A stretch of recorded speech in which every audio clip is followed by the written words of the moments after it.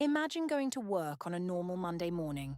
You lock the door behind you, walk to your car, start the engine, and then you simply disappear. No one hears you scream. No one sees a struggle. No one knows where you went. 2 days later, your car is found abandoned only a mile from your home. Investigators believe they're finally about to identify the person responsible. After all, a surveillance camera captured someone parking your car before calmly walking away. It should have been the break detectives had been waiting for.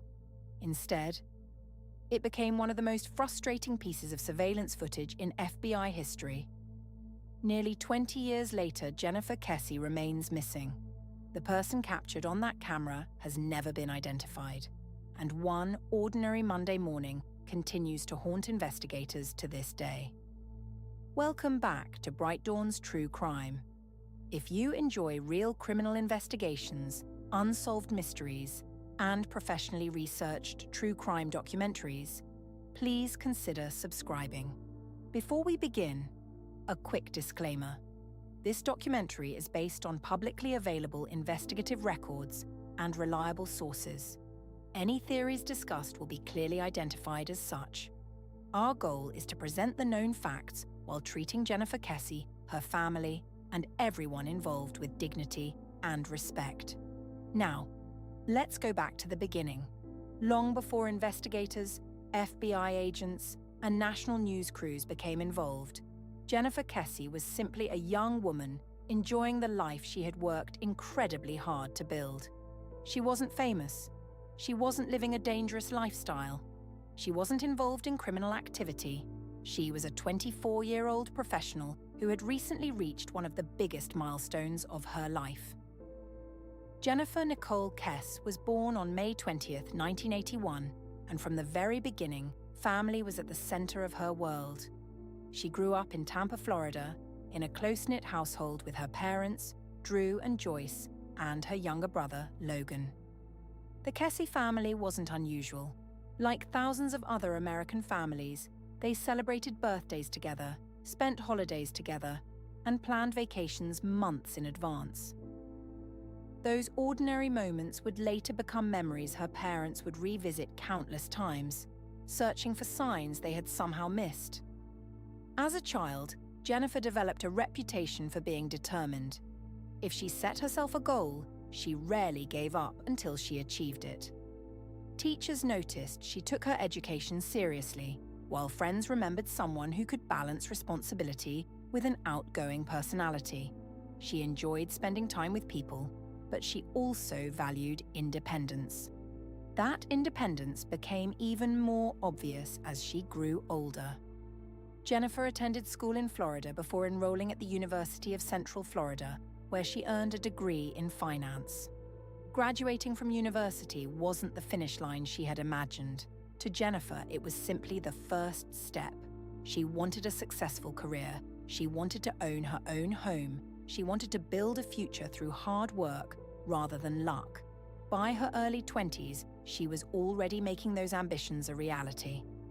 Jennifer accepted a position as a financial analyst with Central Florida Investments, a company involved in the hospitality industry. The job suited her perfectly. It challenged her, offered opportunities to grow, and gave her the financial stability she had been working toward for years. Her colleagues described her as dependable, organized, and someone who never needed to be reminded to finish a task.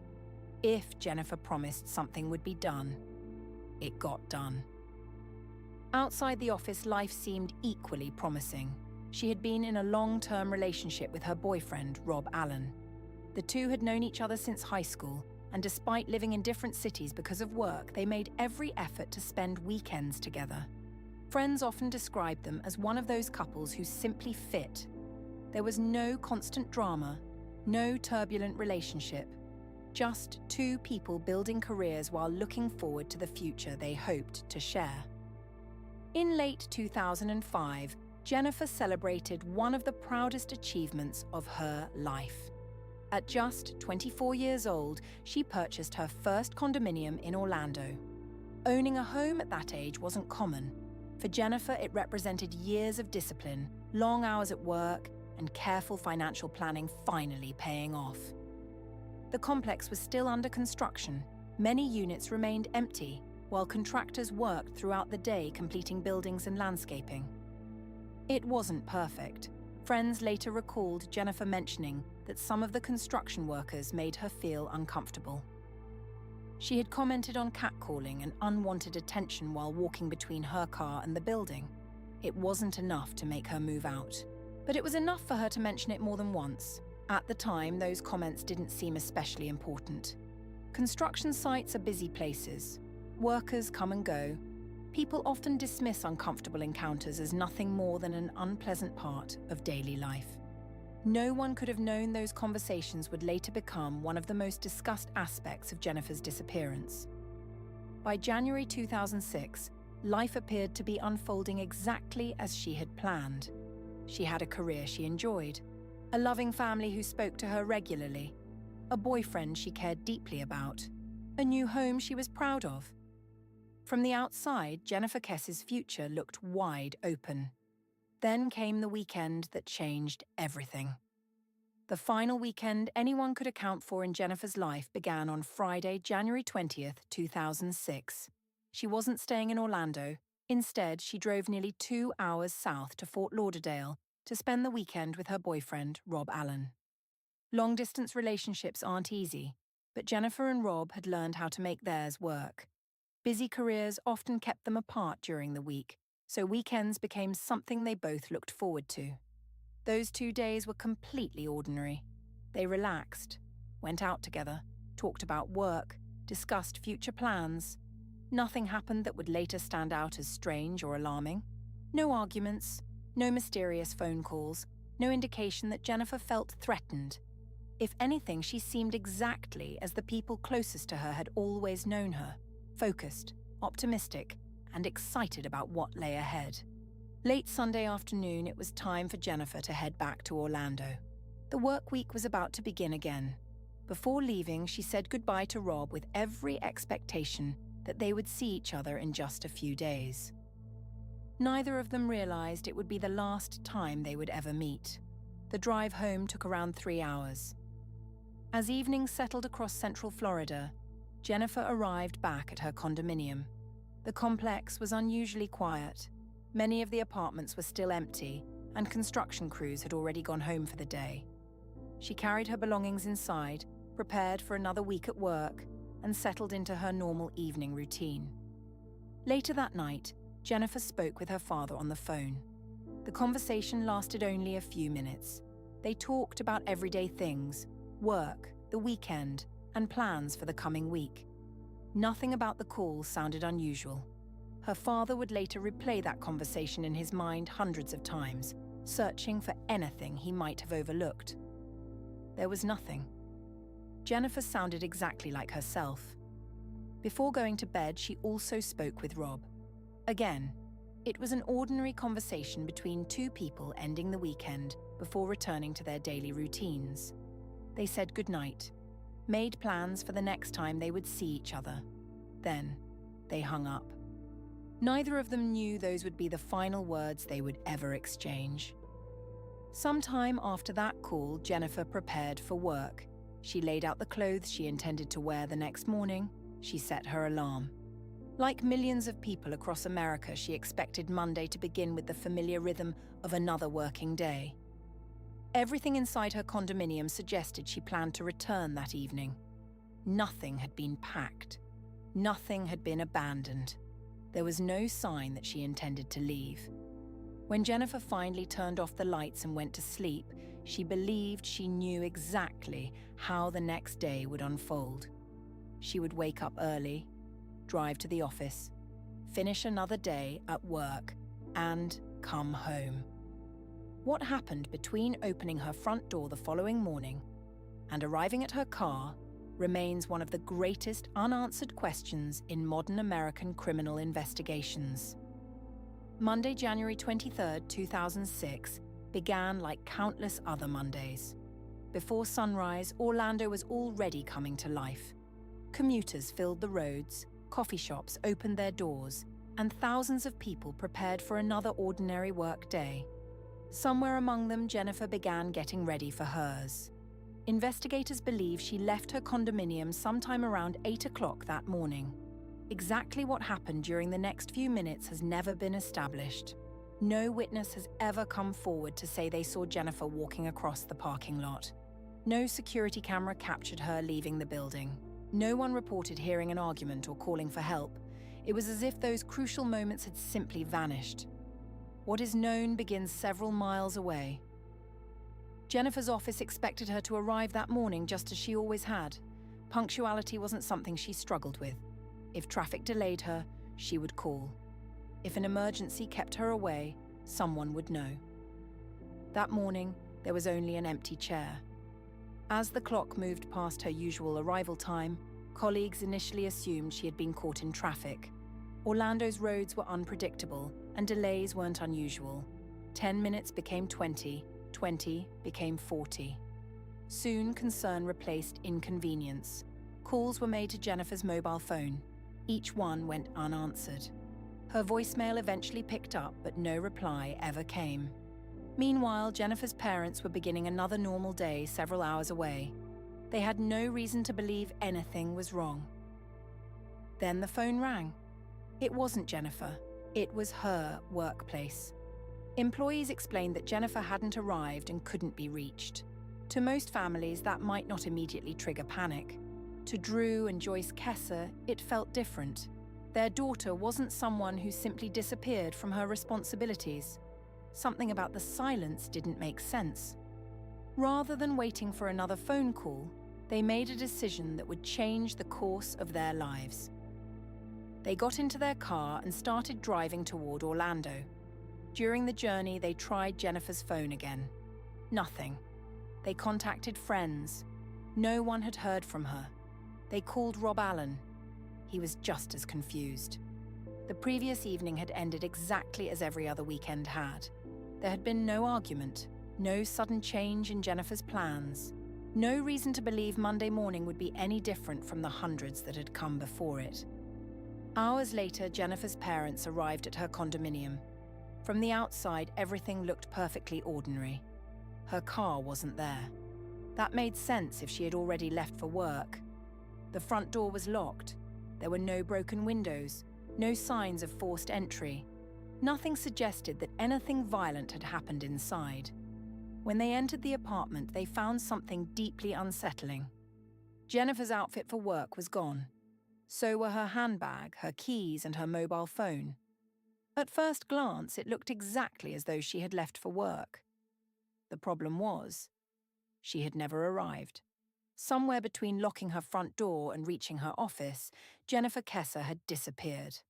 And investigators still had no idea where to begin looking. As investigators entered Jennifer's condominium, they expected to find something that would immediately explain her absence. Instead, they found almost nothing. The apartment was tidy. There were no overturned chairs, no broken furniture, no signs that anyone had searched through her belongings. Everything appeared exactly as Jennifer would have left it before heading to work. That detail mattered. People planning to disappear usually leave clues behind.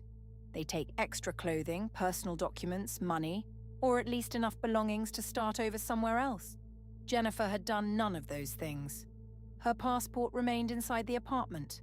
Luggage hadn't been packed. Nothing suggested she had abandoned her life voluntarily. Outside, detectives focused on the parking space where Jennifer's black Chevrolet Malibu had been parked the night before. It was empty. At first, that seemed encouraging. If the car was gone, perhaps Jennifer had managed to leave the complex before something happened. Finding the vehicle suddenly became the investigation's highest priority. Officers began checking nearby streets, parking lots, hospitals, and tow records. At the same time, detectives interviewed everyone who might have crossed Jennifer's path during those final hours. Neighbors, friends, co-workers, construction workers. Anyone who had been near the complex that morning. One fact quickly became impossible to ignore. Although hundreds of people passed through the condominium development every day, not a single person could say they had actually seen Jennifer leave for work. Not one resident remembered watching her walk to her car. No contractor recalled speaking with her that morning. There wasn't even a reliable witness who could place her outside the building after sunrise. It was as though she had slipped into thin air. Then, less than 48 hours after Jennifer vanished, the investigation took an unexpected turn. A resident living at another apartment complex barely a mile from Jennifer's home noticed a black Chevrolet Malibu that didn't seem to belong there. The car had been sitting in the same space for an unusually long time. Something about it felt out of place. The resident contacted property management, who in turn notified law enforcement. When detectives arrived and checked the registration, they immediately realized they had found Jennifer's missing vehicle. For the first time since Monday morning, investigators had something tangible to examine. The question was no longer where Jennifer's car was. The question had become far more important. Who had driven it there? Detectives hoped the answer would be waiting inside. Instead, they discovered another mystery that would make this case one of the most perplexing disappearances in modern American history. The Chevrolet Malibu was taken to a secure forensic facility where investigators began the painstaking process of examining every inch of the vehicle. By now, they had shifted from searching for a missing woman to searching for evidence. Every fingerprint was photographed. Every fiber was collected. Every surface was tested. If Jennifer had encountered someone inside that car, detectives hoped the vehicle would reveal it. But the Malibu refused to tell a straightforward story. There were no obvious signs of violence, no shattered windows, no damage suggesting a collision. Nothing indicated a desperate struggle had taken place inside. Yet something about the car immediately caught investigators' attention. The driver's seat had been pushed much farther back than Jennifer normally kept it. Jennifer stood around 5 feet 8 inches tall. Family members explained she preferred sitting relatively close to the steering wheel. Whoever had last driven the Malibu appeared to have been noticeably taller. It wasn't conclusive evidence. Someone else could have moved the seat for any number of reasons. Still, it became another small detail investigators couldn't ignore. Forensic specialists also processed the exterior. One area in particular suggested the car hadn't simply been abandoned at random. The vehicle had been carefully positioned within a parking space. It wasn't hurriedly dumped. It wasn't left half on the pavement or blocking another car. Whoever parked it had taken the time to do so neatly before walking away. That decision puzzled detectives. If the driver had just committed a serious crime, why behave so calmly? The answer seemed almost impossible, because the person responsible either believed they had plenty of time, or they knew no one was watching. As investigators continued processing the Malibu, officers expanded their search around the apartment complex where it had been found. Residents were interviewed. Maintenance staff were questioned. Anyone who had been nearby during the previous 48 hours was asked the same simple question. Did you notice anyone leaving this car? Most hadn't. One resident, however, remembered something important. The vehicle hadn't been there continuously. It had appeared sometime after Jennifer disappeared. That meant whoever abandoned it had returned after the crime, increasing the risk of being seen. It was a bold move. Fortunately for investigators, the apartment complex had something many neighborhoods in 2006 did not: a surveillance camera overlooking part of the parking area. Detectives quickly obtained the recording. They believed they were only moments away from identifying the person who had parked Jennifer's car. Instead, they found a mystery that would frustrate investigators, forensic experts, and the FBI for years to come. When detectives finally pressed play, they expected the investigation to accelerate. Instead, they found themselves staring at one of the strangest coincidences they had ever encountered. The footage showed a person walking away from Jennifer's Malibu shortly after it had been parked. The individual appeared calm. There was no sign of panic, no hurried movements, no repeated glances over their shoulder. After closing the driver's door, the person simply walked away at an unremarkable pace before disappearing from view. Everything about their behavior suggested confidence.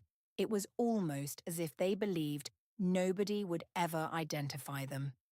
Investigators immediately focused on the person's face, or at least they tried to. The surveillance camera wasn't positioned directly above the parking space. Instead, it captured a narrow sidewalk running alongside a tall metal fence. As the individual crossed the camera's field of view, something extraordinary happened. Each time a frame was captured, a fence post blocked the person's face, frame after frame. The same thing happened again. The head disappeared behind one post, then another, then another. When detectives slowed the footage down, hoping to recover even a single clear image, the result was almost impossible to believe. Not one frame revealed enough facial detail for identification. The timing was astonishing. Whether it was extraordinary luck or pure coincidence, the camera had failed at the exact moment investigators needed it most. News of the footage spread quickly. Television stations across the country replayed the clip over and over again. Experts examined it. Members of the public scrutinized every step. Some believed the walker was a man. Others argued it could just as easily have been a woman. Estimates of height varied. Even the person's ethnicity became a subject of debate. The video answered one important question. Someone other than Jennifer had been driving her car. But beyond that, it created far more questions than answers. Investigators turned to specialists, hoping modern technology could reveal details invisible to the naked eye. The footage was enhanced. Contrast was adjusted. Individual frames were analyzed repeatedly. Despite every effort, the outcome remained the same. The person's identity stayed hidden. The FBI would later estimate the suspect stood somewhere between 5 feet 3 inches and 5 feet 5 inches tall. That measurement immediately sparked debate.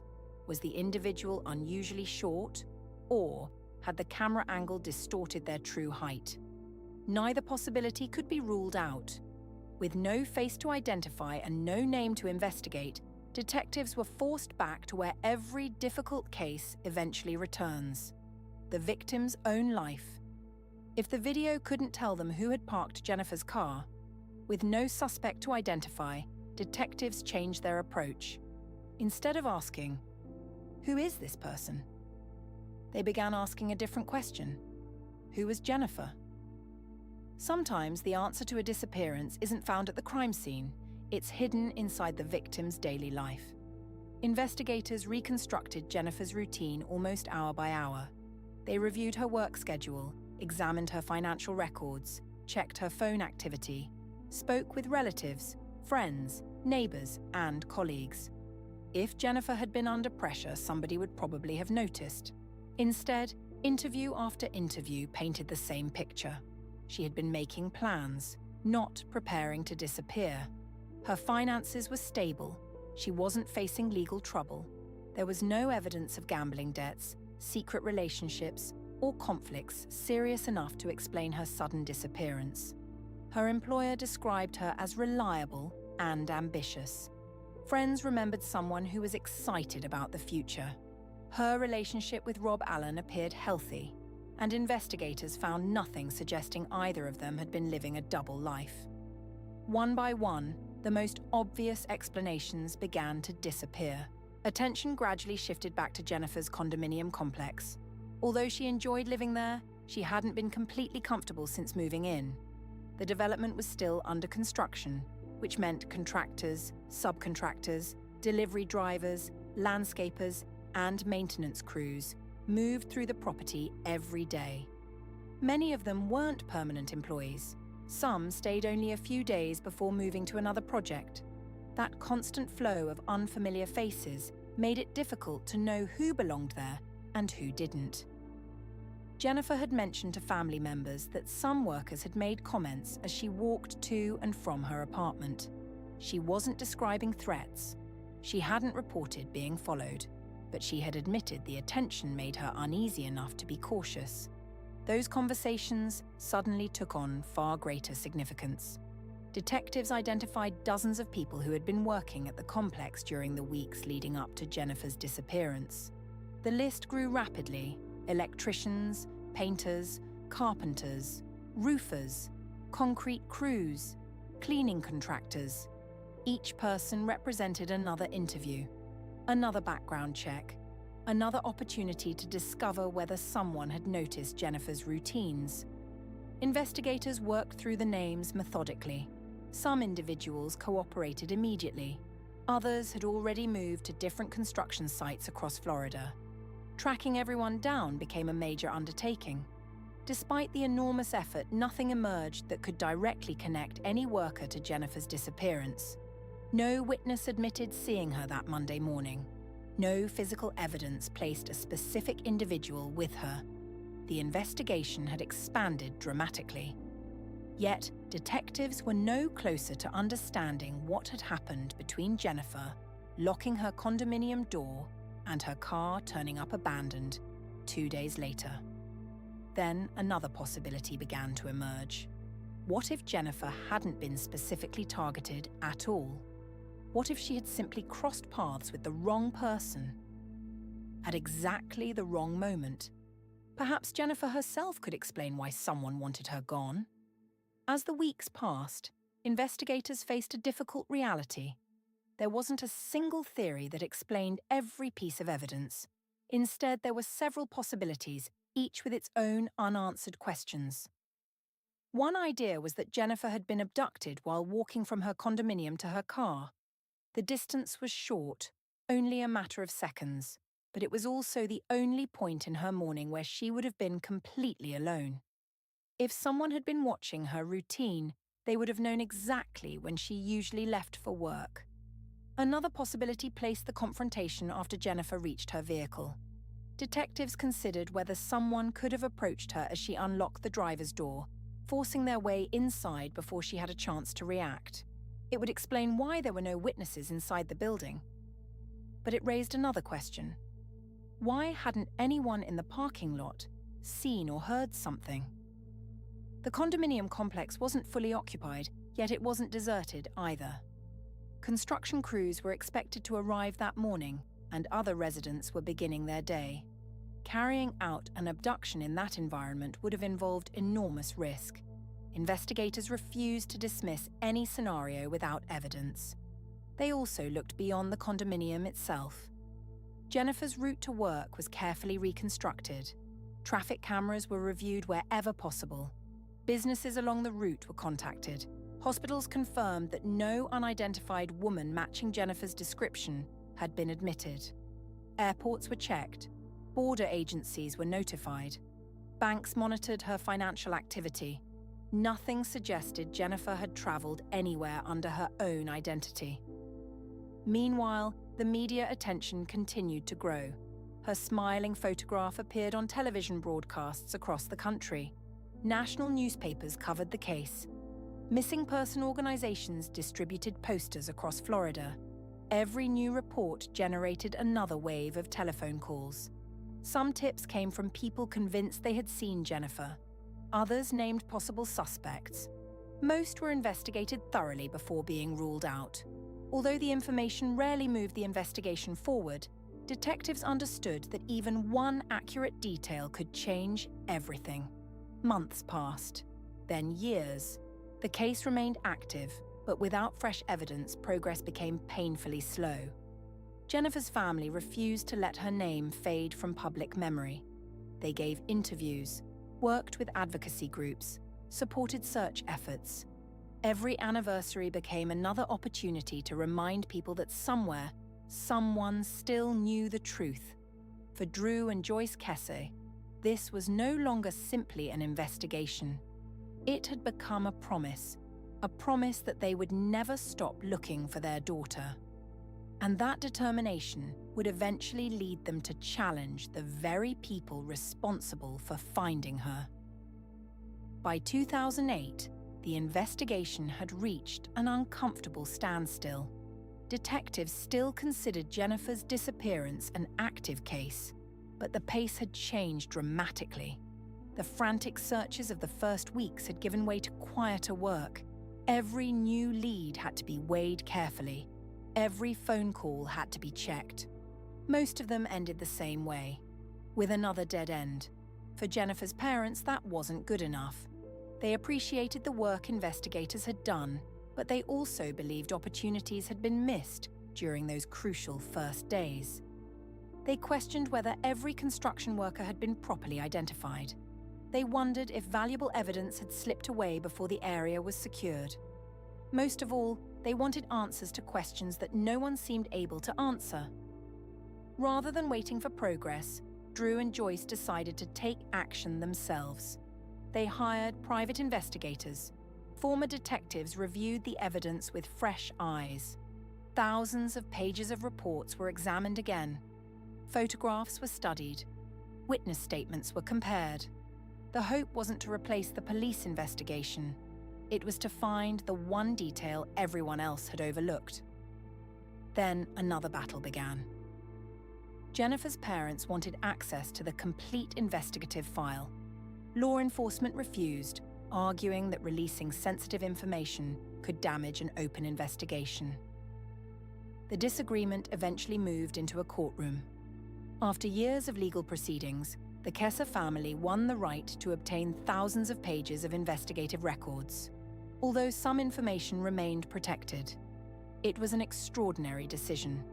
Very few families are ever given that level of access to an active case. The Kesse family hoped those files would finally reveal something investigators had missed. They spent countless hours reviewing reports, timelines, interview summaries, and forensic findings. The documents answered some questions, but they also created new ones. Certain witnesses remembered details differently. Some leads had seemed promising before collapsing under scrutiny. Other names appeared briefly in the investigation, only to disappear again without a definitive conclusion. Nothing pointed to a single clear suspect. Years continued to pass. Technology improved. Forensic techniques advanced. Digital imaging became far more sophisticated than it had been in 2006. Investigators returned to the surveillance footage again and again, hoping modern software could recover details impossible to see before. The video became clearer, but the mystery remained unchanged. The person walking away from Jennifer's car still couldn't be identified. It was a frustrating reminder that better technology cannot reveal information that simply was never captured. Yet despite everything that remained unknown, one fact had never changed. Someone parked Jennifer's car. Someone walked away from it. And that person has never publicly explained what happened on the morning Jennifer Kesse disappeared. Nearly 2 decades later, the case remains open. The reward for information has grown. Investigators continue to encourage anyone with knowledge of Jennifer's disappearance to come forward, because even after all these years, they believe the answer is still out there. It may exist in a forgotten memory, a conversation someone once dismissed, or a secret that has been kept for far too long. Jennifer's family still believes she deserves to come home. And until that day arrives, they continue asking the same question they first asked on that Monday morning in January 2006. Where is Jennifer Kesse? Thank you for watching. If you found this documentary informative, please consider subscribing to BrightDawn's True Crime. More than 90% of our viewers aren't subscribed, and your support allows this channel to continue researching and sharing the stories of victims who deserve to be remembered. If there's a case you'd like to see covered in a future documentary, leave a comment below. Until next time, stay safe, stay curious, and never stop asking questions.